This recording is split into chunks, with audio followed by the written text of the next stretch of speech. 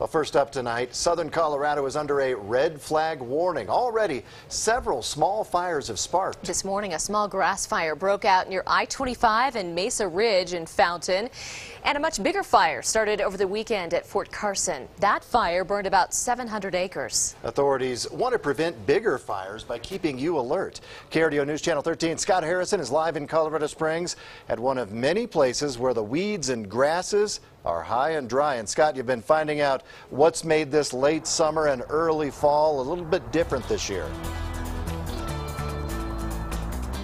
Well, guys, I'm standing here near I-25 and Cimarron. You can see how high the weeds are. Now, that we're in drier weather right now, not unusual. However, what is unusual is the amount of vegetation out here from all the rain that we had earlier in the year. And it has produced more potential fuel for fires. The surplus of greenery from a wet spring and summer is now turning brown and drying out. Warm, dry, windy weather. Perfect conditions for high fire danger. El Paso County responded to 3 small fires in the past week. We're getting some roadside fires, which typically mean there's a mechanical failure on a car, its brakes or a dragging chain or something with a catalytic converter that are kicking off.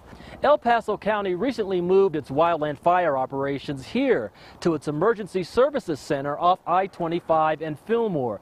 This is considered more of a central location, allowing firefighters to reach just about any part of the county in an equal period of time and making firefighters less reliant on patrols and being out of position if a fire does break out. The situation is slightly different in our local forests. We have people that are out patrolling on the weekends. We are still having a problem with some of the public leaving their campfires unattended. In Colorado Springs, city crews are catching up with mowing and trimming to try and lessen potential fire fuel. Parks, open spaces that we still have to be very cautious and thoughtful about, and the folks out there using it need to be cautious and thoughtful. But there's still a lot of growth close to private buildings that can ignite too. And while we were standing out here during that story, look at what we found in the dry grass here. 2 books of matches. Matches and dry vegetation definitely do not go together. Now, authorities say that the fire danger in our area likely will remain high until we get our first significant snowstorm of the season. We're live in Colorado Springs. Scott Harrison, KRDO News Channel 13. Yeah, we need